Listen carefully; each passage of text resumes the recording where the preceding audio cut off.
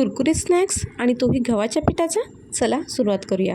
1 वाटी इथे मी गव्हाचं पीठ घेतलं आहे. त्यामध्ये चिली फ्लेक्स, मीठ, 2 चमच तेल आणि कोथिंबीर घालून मिक्स करून घेतलं.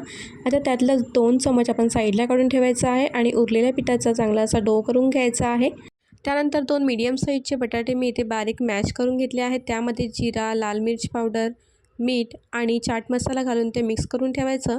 आता साईडला काढून ठेवलेल्या पिठामध्ये हळदी पावडर, पांढरे तीळ घालून त्याचा एक मीडियम कन्सिस्टन्सीचा बॅटर तयार करायचा. त्यानंतर जो आपण डो तयार करून ठेवला होता त्याची चपाती लाटून घ्यायची पातळ. त्यावरती टोमॅटो केचप, जे आपण स्टफिंग तयार केली होती ती आणि कोथिंबीर घालून त्याला असं फोल्ड करून घ्यायचं. आता पिझ्झा कटरने आपल्याला त्याचे छोटे छोटे असे स्लाईस करून घ्यायचे. जो आपण बॅटर तयार केला होता त्यामध्ये कोट करून मस्त असं तेलमध्ये दोन्ही साईडने फ्राय करून घ्यायचे. डिटेल्समध्ये व्हिडिओ बघण्यासाठी चॅनलला नक्की भेट द्या. Thank you for watching. Bye bye.